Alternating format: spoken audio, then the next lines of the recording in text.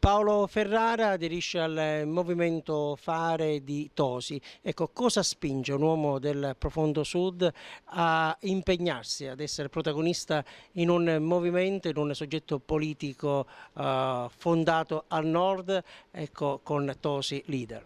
Ma intanto io ho avuto modo di parlare per un'oretta con Flavio Tosi. Sì, è un movimento che nasce al nord ma si vuole allargare anche nel sud. Difatti, oltre nel momento in cui ho aderito io, vi erano anche altri sindaci, consiglieri comunali del sud che quel giorno hanno discusso assieme a me con Flavio Tosi e abbiamo deciso di aderire a questo progetto. Ho notato in Tosi una cosa che veramente mi ha fatto piacere, che non è un estremista assolutamente, non è una persona che pensa in piccolo ma pensa in grande e vuole veramente dare una grossa mano d'aiuto al rilancio della nostra nazione, creando questo partito.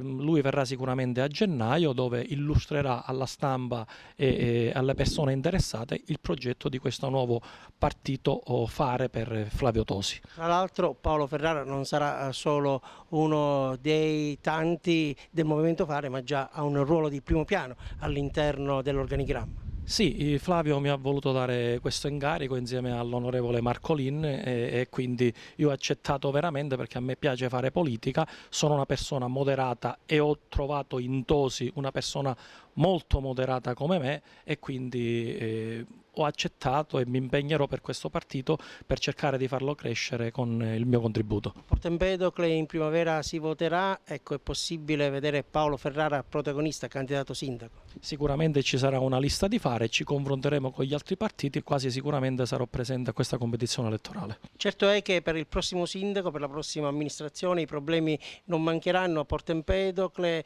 già adesso diversi disagi, oltre all'aspetto finanziario c'è anche il problema dei rifiuti, adesso anche il problema dell'illuminazione pubblica, alcune strade a turno rimangono al buio. Ecco, questo è un problema che va risolto e che ovviamente erediterà la prossima amministrazione. Ma io è da 8-9 anni che dico che Porto Empedocle non è un'isola felice come appariva e difatti i problemi stanno venendo tutti fuori, a partire, come ha detto bene lei, dai rifiuti, dal non il pagamento degli stipendi ai netturbini, il non pagamento delle mensilità agli impiegati comunali, il taglio delle ore ai precari e oggi viene fuori il problema dell'illuminazione pubblica. A Porto Empedocle non si può scendere la sera perché la via Roma, la via Empedocle, Piazza Italia, salendo all'altipiano Lanterna, Contrada Ciuccafa, sono tutte spende e non si riesce a capire come mai si è arrivati ad un punto di un debito di quasi 3 milioni di euro all'Enel e bisogna chiederlo a qualcuno, qualcuno deve dare conto a questa cosa.